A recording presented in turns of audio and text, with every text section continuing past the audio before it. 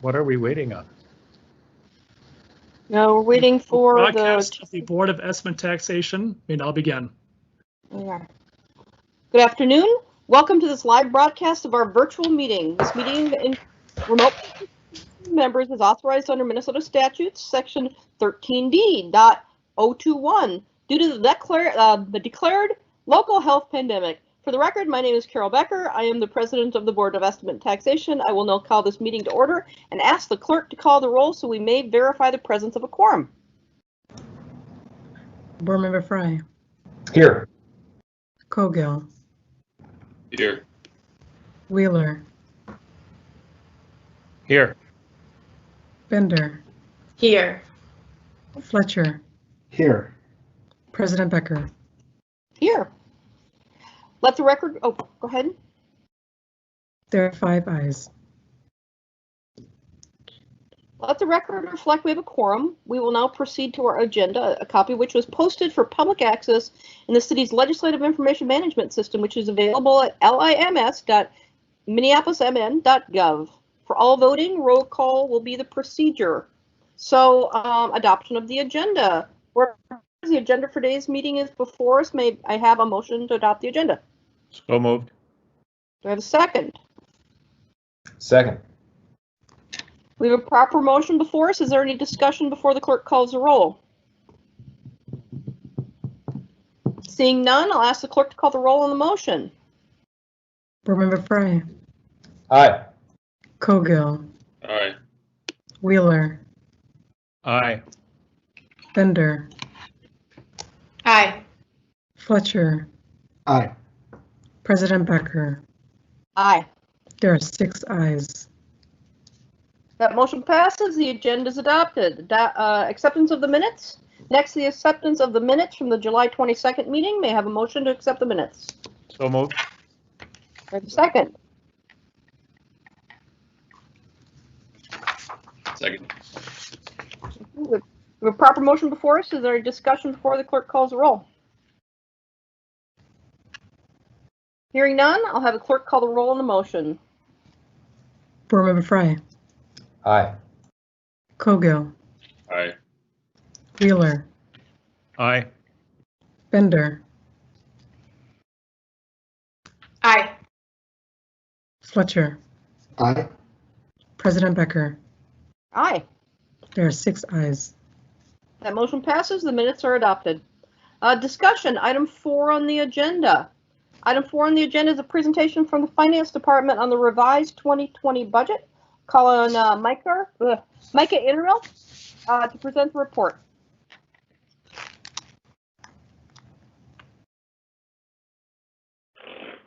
Great. Thank you, President Bender. I believe the tech team has a presentation that can be pulled up.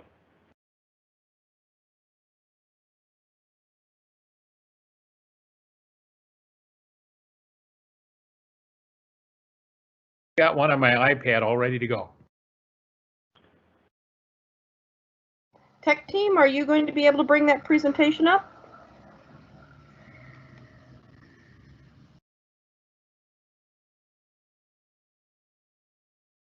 Thank you, John. Great. So I will quickly walk through how the city has advanced to a revised budget for 2020. If I could have the next slide, please. So in total, we estimate that the city will fall short of the revenue projections included in the 2020 council adopted budget by $156 million. That revenue loss is primarily concentrated, as we've talked about, in the Downtown Assets Fund and the General Fund, as well as the Parking Fund. Could I have the next slide, please? So the city took a two-phased approach to solving that $156 million shortfall. The first phase was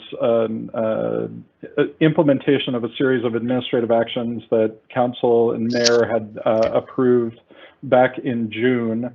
That solved for about $60 million of the problem, and that included hiring freeze, and that hiring freeze goes back to April, in fact, and that saved or avoided $23 million of costs for the city, a wage freeze for some city employees, and so it includes freeze on steps for appointed officials, politically appointed staff, and non-represented staff.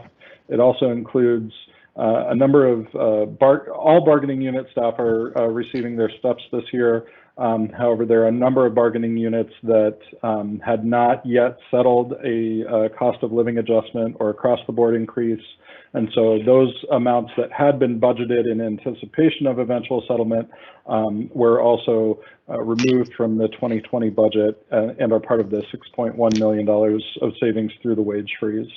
$10 million of fleet and IT costs were either delayed to future years or put on indefinite hold. About $3 million of discretionary non-essential spending on training and travel supplies was removed in that phase one reduction, as well as $16 million through reducing all professional services contracts by 15% across the board. So that left a remaining $98 million to solve through phase two, which are described on the next slide, if we could have that.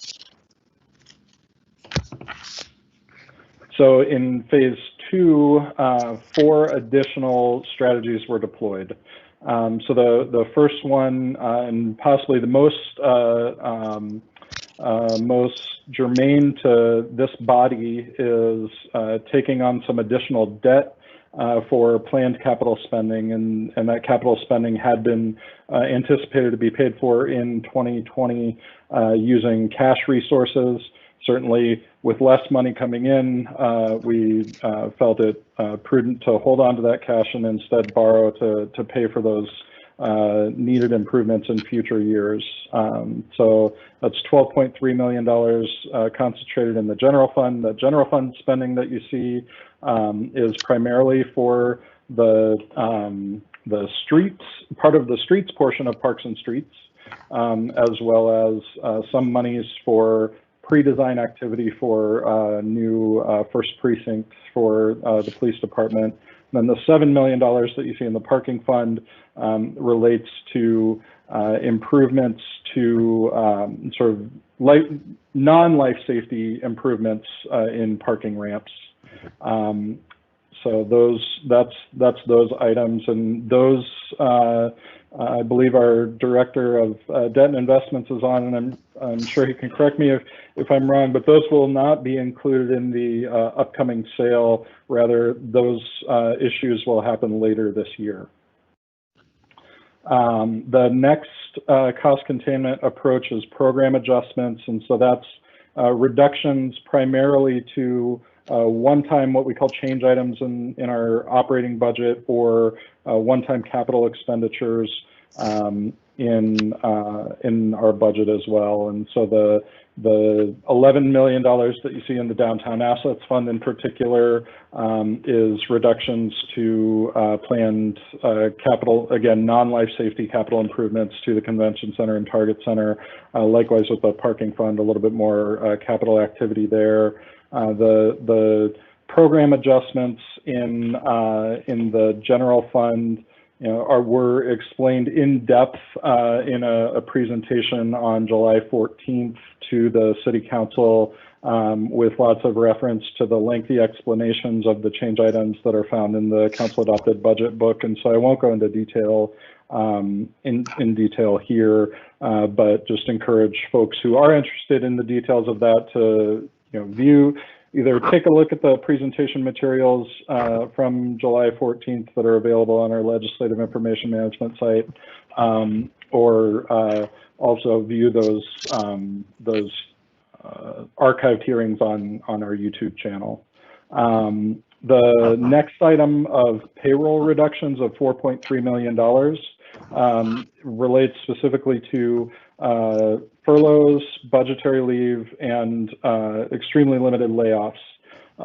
So that's sort of the final lever pulled in this solution prior to deploying cash resources to offset any other revenues that we were not able to fully recover.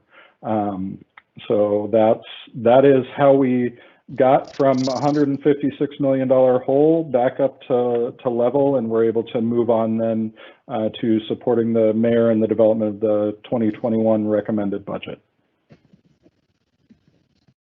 Thank you. Appreciate that. Does anybody have questions? Does anybody have any I have a question as much as I know you've probably made this presentation enough times and probably in your sleep a little bit, Micah, but thank you so much for coming and spending some time and going through this with us.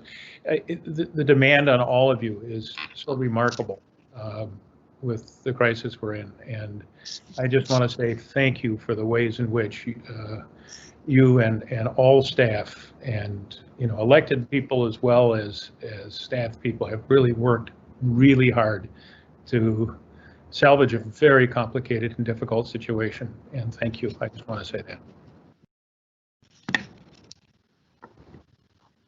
Other questions? I have a few questions if nobody else has any questions. If you have questions, put them in the meeting chat. I'm figuring out how to run that now. One thing that you didn't touch on, Micah, was the $22 million transfer from the general fund to the downtown assets fund. Yes.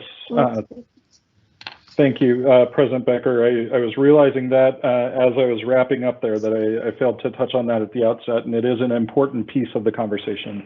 So back in 2018, the halcyon simpler days of 2018, the city created what we call the Downtown Assets Fund and began collecting all of our local taxes, our local option sales, use and entertainment taxes in that fund.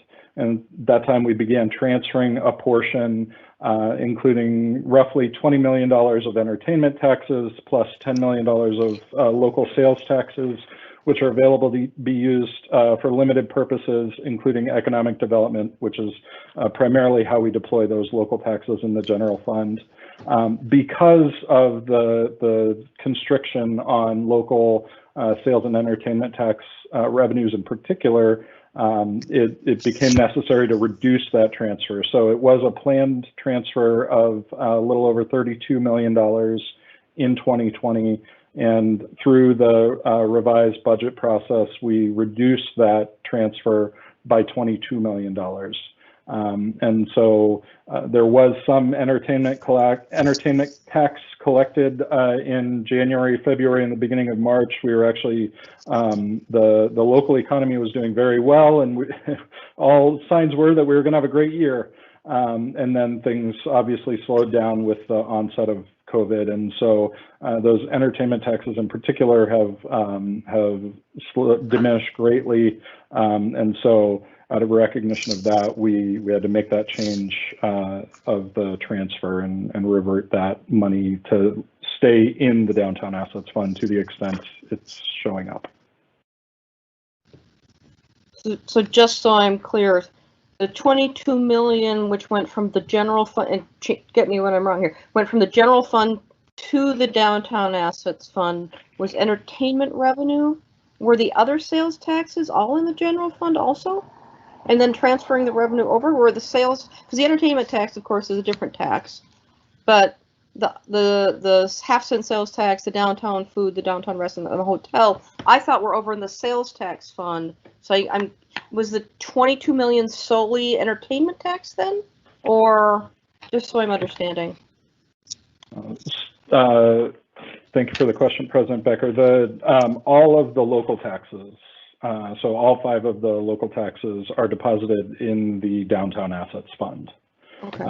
And when the $32 million transfer this year was set up, we anticipated transferring $22 million of entertainment taxes and $10 million of local sales taxes.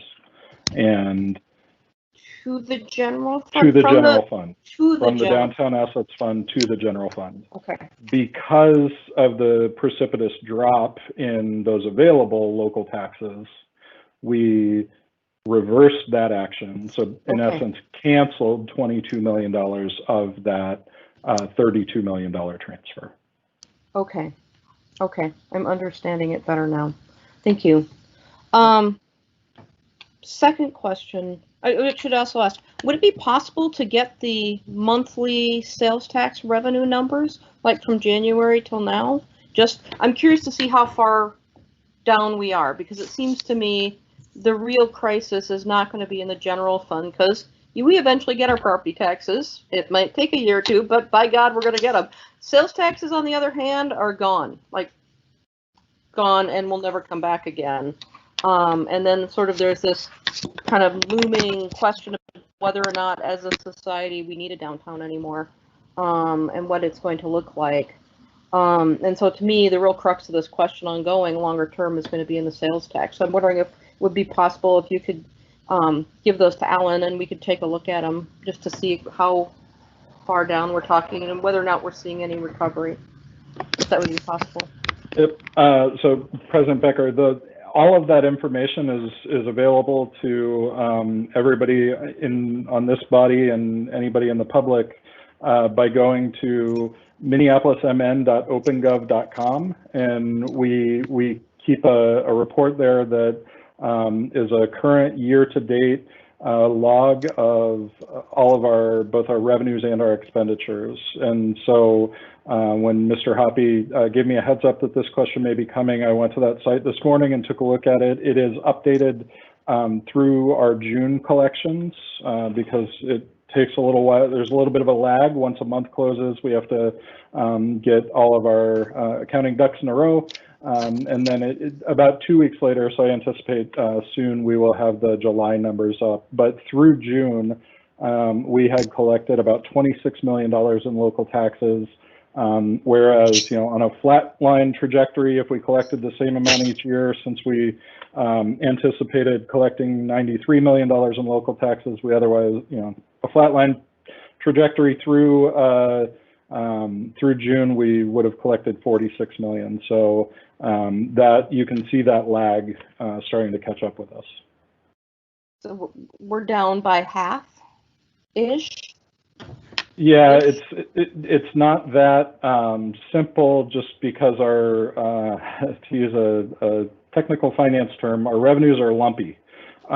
They don't come in at the same rate each month, and so we typically get more sales tax revenues, sales and entertainment tax revenues in the fall when there's more activity related to the Vikings and the Gophers. So I can't say exactly we're down by half as compared to where we otherwise would be, but we are down. That is sure. Okay, thank you. Other question on the issuance of debt. We do have a bond issuance coming up here in September, but you had said that this other debt would be going at a different time. When is that planned, and what does that do to cash flow if you don't have cash? Or are you going to be okay? I guess that's only $5 million of cash. We won't die on that. Yeah, so in terms of cash flow, our staff have been watching it very intently, as you would imagine, and don't see cash flow problems occurring in 2020. And the plan, like I had said, I believe early December is the intention on issuing that debt. We only have one meeting in December. So it would need to be at that meeting if we were going to do it. So just a heads up on the calendar, there isn't a second meeting at this point in December. So, all right. I don't have any other questions. Does anyone else have any other questions? Ms. Bender. Thank you, Madam Chair. I just wanted to comment that, of course, we have a lot of these kinds of discussions in the budget meetings and other places in the council, but I did want to just appreciate the questions you're asking and note that, I think it's clear that the the shifts to our budget are likely structural, at least in like the medium term. And the way I've been describing it to my constituents is that our budget is becoming more like that of a suburban community that is not a commuting center, an entertainment center, a tourism center. And of course, other cities around the state, other communities around the state that have revenues coming in from tourism or from commuting or from hotel taxes and sales taxes are seeing similar shifts. Not exactly the same, but so the trick I think that Director Innermill and policymakers and all of us have before us is in part to try to predict how long that will be the case. But I think it will be the case I think that we will see some pretty significant long-term shifts in commuting patterns and travel patterns. We certainly have a lot of unpredictability in how long the pandemic itself will be in play, will be affecting travel patterns and commuting patterns.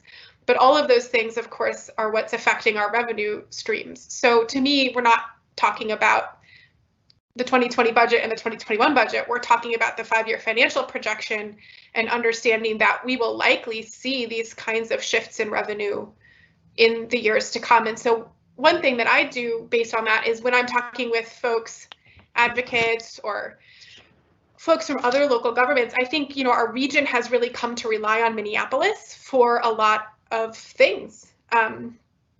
Just as one example, our city attorney's office tends to defend in court a lot of policy change that then other cities are able to benefit from we pass something like paid sick time or a minimum wage law, we defend it in court against preemption claims, and then other cities are able to pass those laws. And that's a small thing, in the scope of our billion-dollar budget. But, you can think about the functions that our IGR staff play, the way that we have stepped up in such a big way on shelter and homelessness and housing.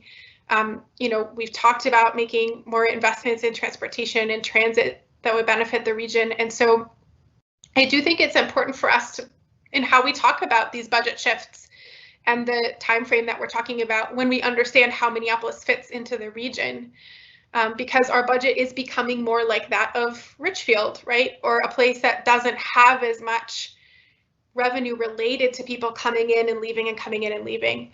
It's becoming more like a residential community that doesn't have that sort of influx of folks and the revenue that comes with it. So anyway, I didn't mean to make a speech, honestly, but I just, I appreciate the question, and I agree with the, I think the sentiment behind it, which is to be thoughtful, not just in the short term, but in the, and just thinking through how this pandemic and the economic crisis and frankly, potentially longer term behavior changes will affect our city's budget going forward. Thank you. Mr. Fry. Thank you, Madam President. Just briefly, to Council President's point, those outside property tax revenue sources, they account for like 55% of the budget. And if you look at the percentage breakdown in other cities, it's not even remotely close to that. And so, granted, all municipalities, all localities are hit particularly hard by COVID-19, but the city of Minneapolis is hit far, far more. I mean, even if you look at the budgetary ramifications in St. Paul, we're a city of I don't know, 440,000. They're a city of, I don't know exactly what it is, 330,000 or something. Granted, our population is higher, but the reason that our budget is 2 and 3 times the size is because of those additional taxes beyond property that we generally accrue. And right now, we're just not seeing anywhere close to the same numbers. And so, yeah, it certainly is a near-term impact, and there's very likely a significant mid and long-term impact as well. And we will have to adjust. Would anyone else like to speak? Would anyone else like to speak?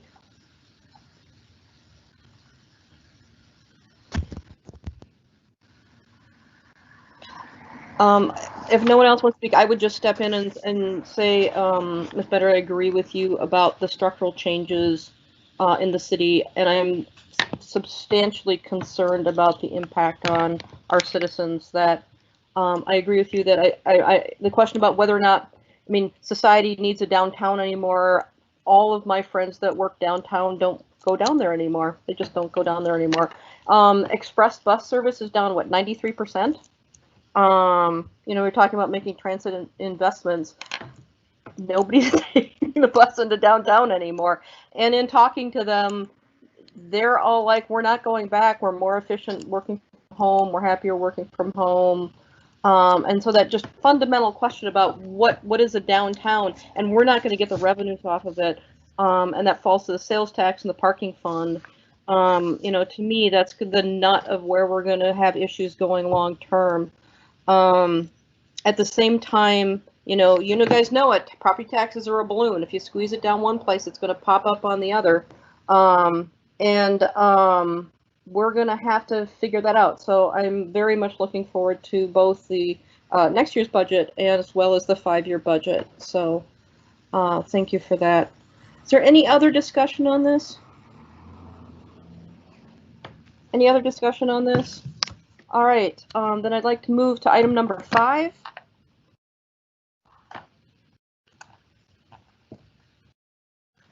Item number 5 would be on the upcoming bond question around,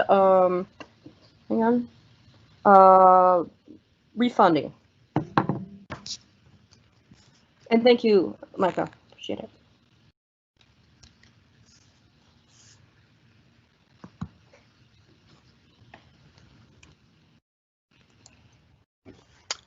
Hello, everybody. This is Michael Ablin. I'm the Director of Investments and Debt Management for the city.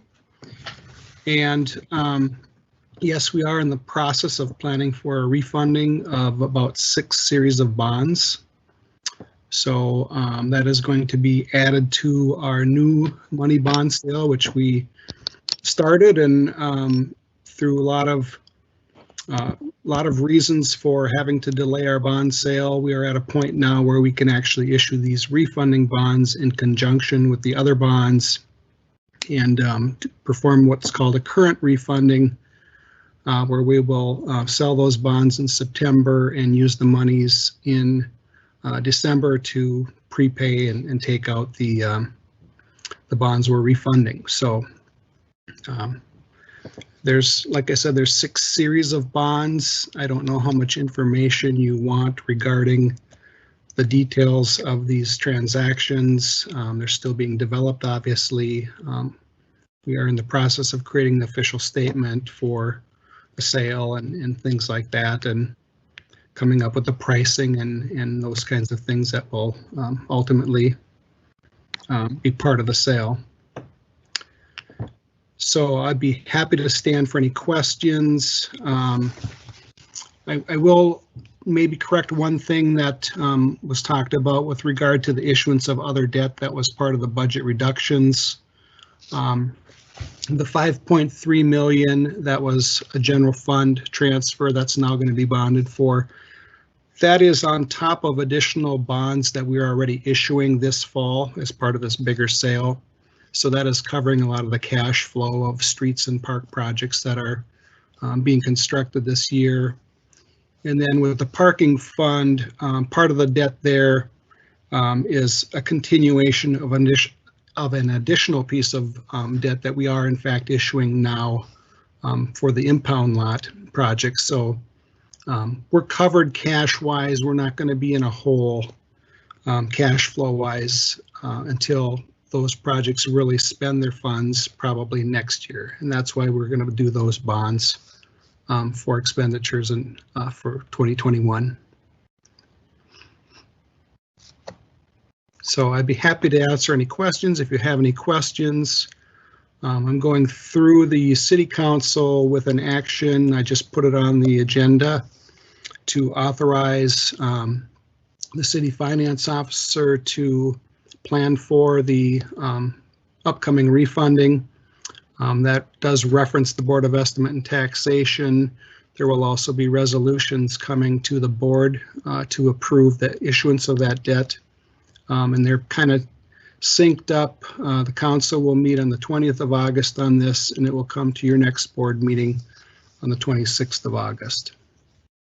So basically, we have to get those actions approved in order to be able to issue the debt in September. Sounds good, like we're lining it all up in the right order, Mike. Thank you. Right. Appreciate that.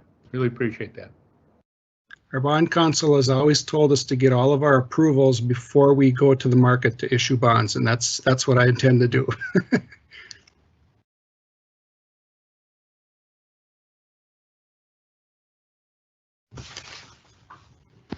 I apologize, my connection dropped, but I'm now back. When we do this refunding, are we going to be reducing payments throughout the issuance, or are we going to be cutting years off the end when we do that? President Becker, there is a lot of different moving parts and pieces to these refundings. Two of them, one of them is the convention center. And the convention center, as you know and have heard, has had issues with revenue collections with the sales tax and not even being able to host conventions, which cuts into their revenue. So we are actually going to use this opportunity to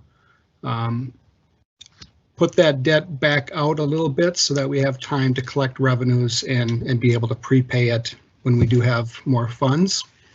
So that'd be an example where it's going to actually, cost the city a little more because we want to preserve our working capital for that function in the Downtown Assets Fund.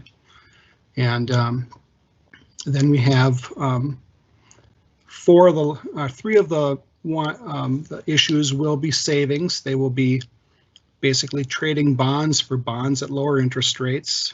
That will affect future debt service costs in a favorable way from a refunding. And then another piece has to do with the park board has a maturity on a bond this year, at the end of this year, that was planned to be refunded and pushed back out to coordinate with their debt service structure for the parade stadium. There's some taxable bonds and some tax exempt bonds.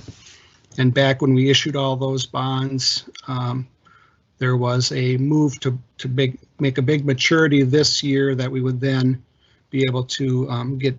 At the time, we got lower interest costs because of moving up the interest rate curve to a lower interest rate cycle. And now we're going to push that back out. And that debt's going to actually be a little bit longer now. And I worked with Julie Wiseman from the Park Board to structure that and help the Park Board with managing their cash flows for that debt. And then the final one is related to the library debt that's outstanding, and we are working toward trying to pay that debt off quicker. And so this refunding is actually going to take and move bonds up so that they can get paid sooner. So we're actually going to get out of the debt with the library system earlier, and then those tax collections go toward payment of debt on the new public service center. So there's not a simple answer that we're doing all these for savings, we're restructuring debt, we're moving things around. One of them has some parking fund implications. The parking fund has been compromised with its revenues this year as well.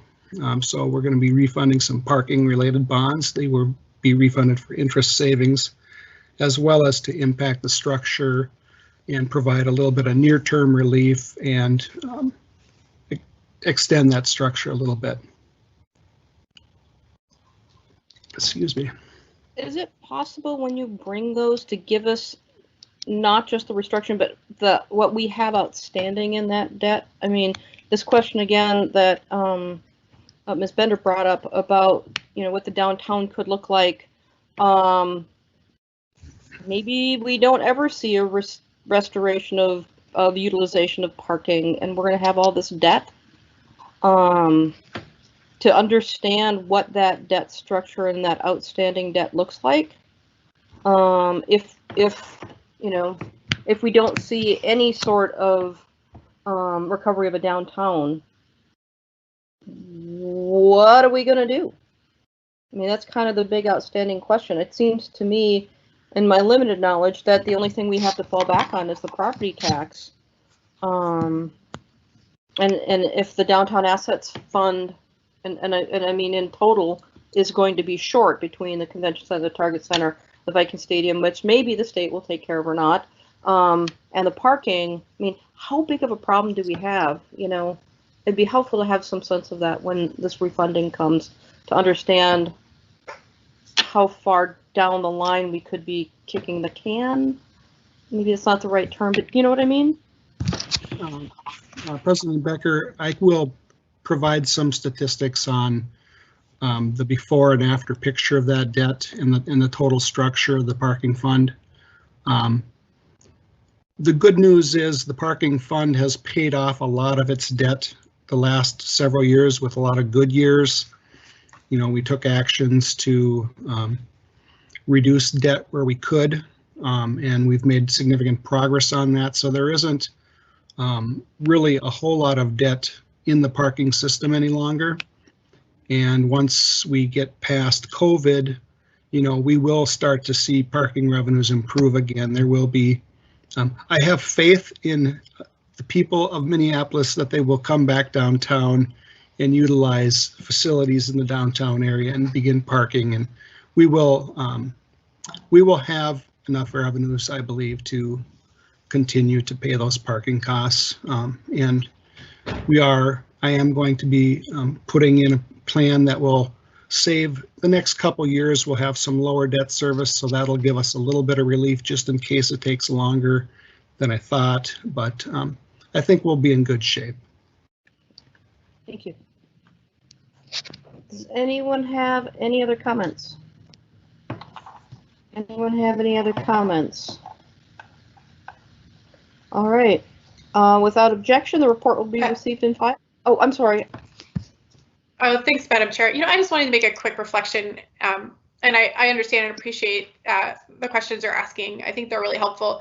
I did just want to note that downtown has changed a lot and is now a really robust residential community as well. So, you know, I think your point is well made and well taken about some of these large, you know, kind of like destination things in downtown, like the stadiums and the parking ramps. But we also know we have a lot of folks living downtown now, and that there is a residential neighborhood there and small businesses and all kinds of other things, so that even if downtown shifted in terms of how many people are coming as a destination, it's still a really robust community and residential neighborhood with businesses in its own right. So of course that persists and will still need investments like all of our other neighborhoods around the city.